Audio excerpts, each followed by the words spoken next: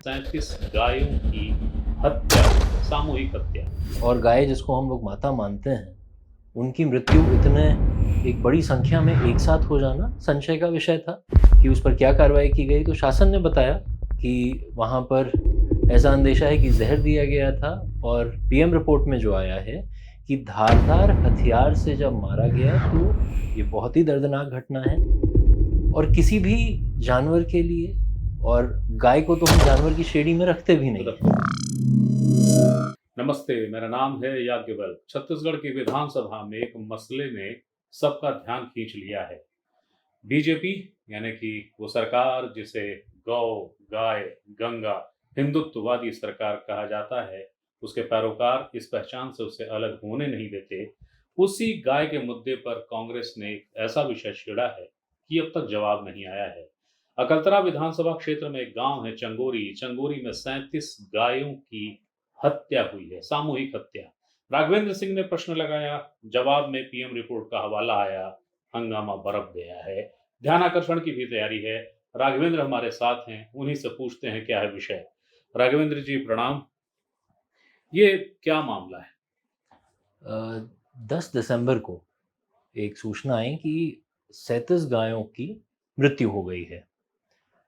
तो बड़ा आघात लगने वाला ये बात थी, क्योंकि कोई भी जानवर हो, और गाय जिसको हम लोग माता मानते हैं, उनकी मृत्यु इतने एक बड़ी संख्या में एक साथ हो जाना संशय का विषय था। उस पर एफआईआर दर्ज हुई। एफआईआर दर्ज होने के बाद आज तक एक भी गिरफ्तारी या इस पूरे मुद्दे पर जो जांच कर रहे हैं उन अधिकारियों को, दोषी कौन है, किसी पे भी कोई भी कार्रवाई नहीं हुई है। मैंने प्रश्न लगाया था कि उस पर क्या कार्रवाई की गई। तो शासन ने बताया कि वहाँ पर ऐसा अंदेशा है कि ज़हर दिया गया था और पीएम रिपोर्ट में जो आया है कि धारदार हथियार से जब मारा गया, तो ब्लड बहुत ज़्यादा निकलने की वजह से उन गायों की मौत हुई है। 37 गाय को अगर धारदार हथियार से काटा जाए, मारा जाए, हमला किया जाए, जहर दिया जाए। आप संपन्न कृषक परिवारों में एक हैं, जाहिर सी बात है गोधन भी होगा। क्या आप मुझे बता सकेंगे कि जब ऐसा कभी होता है तो गाय की प्रतिक्रिया क्या होती है? देखिए, एक बहुत ही दर्दनाक घटना है। मैं बार-बार इसको कह रहा हूँ, ये बहुत ही दर्दनाक घटना है और किसी भी जानवर के लिए, और गाय को तो हम जानवर की श्रेणी में रखते भी नहीं रखते हैं। दिन तो गायों के साथ ऐसा होना और इसकी कोई ज़िम्मेदारी ना लेना, कोई ज़िम्मेदारी लेने को तैयार नहीं है। किसकी वजह से हुआ, किसने किया, उन पर क्या कार्रवाई की जा रही है, सब शांत हैं, देख रहे हैं, कर रहे हैं, आखिर कब तक? आपने विधानसभा में प्रश्न लगाया, इस मामले को लेके शून्यकाल में विषय आया, ध्यानाकर्षण की बातें हैं। सरकार कुछ कह रही है, क्योंकि गृह मंत्री जो हैं हमारे विजय शर्मा जी, वो तो उग्र हिंदुत्व के पैरोकार हैं, उनका वो चेहरा ही वो माने जाते हैं और वो गृह मंत्री हैं। क्या कह रहे हैं? देखिए, हिंदुत्व का चेहरा तो मैं उन लोगों को किसी को नहीं मानता हूँ, क्योंकि मैं भी एक हिंदू हूँ, मेरा हिंदुत्व मेरा है। और वो यहाँ पर जब गृह मंत्री की हैसियत से बैठे हैं, जनता ने उनको चुना है, उनकी पार्टी ने उनको ये ज़िम्मेदारी दी है, तो वो आज हम सबके गृह मंत्री हैं। जी। वो पूरे प्रदेश के गृह मंत्री हैं, किसी एक पार्टी के, किसी एक विचारधारा के गृह मंत्री नहीं हैं। और इतना बड़ा जब वहाँ पर एक ये घटना घटी है, तो इस पे तो उनको त्वरित रूप से, चाहे वो किसी भी पार्टी के गृह मंत्री रहे हों, कोई भी गृह मंत्री हो, उसको त्वरित रूप से इस पर एक्शन लेना चाहिए। 66-67 दिन हो गए हैं।